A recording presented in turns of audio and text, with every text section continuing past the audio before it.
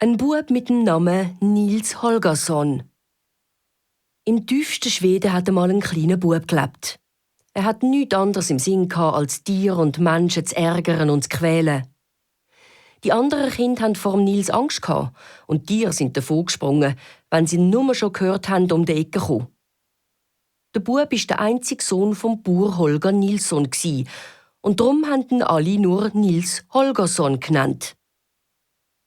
Seine Eltern hatten nichts als Kummer mit dem Nils gehabt.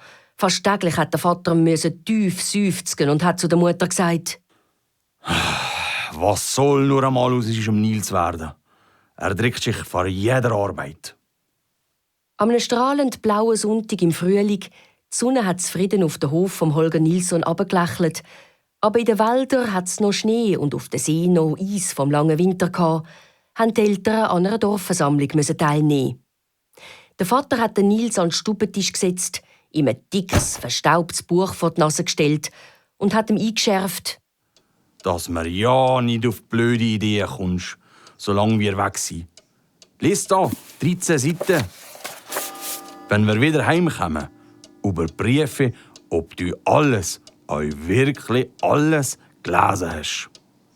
Der Nils hat ganz enttäuscht reingeschaut.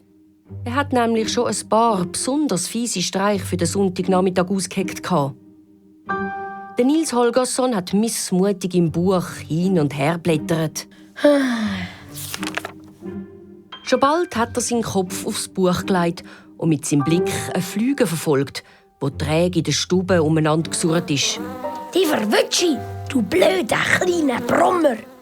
Plötzlich ist sein Blick an der alten Wäschetruhe hängen geblieben. Der Nils hat seinen Augen nicht getraut.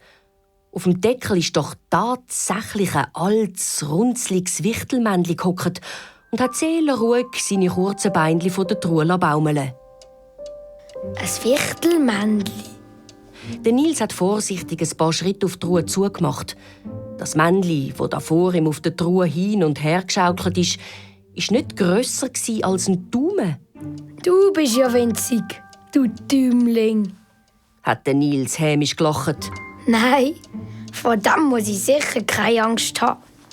Nein, da kann ich sogar ruhig ein bisschen ärgern. Jetzt komme ich heute gleich noch zu meinen Streichen.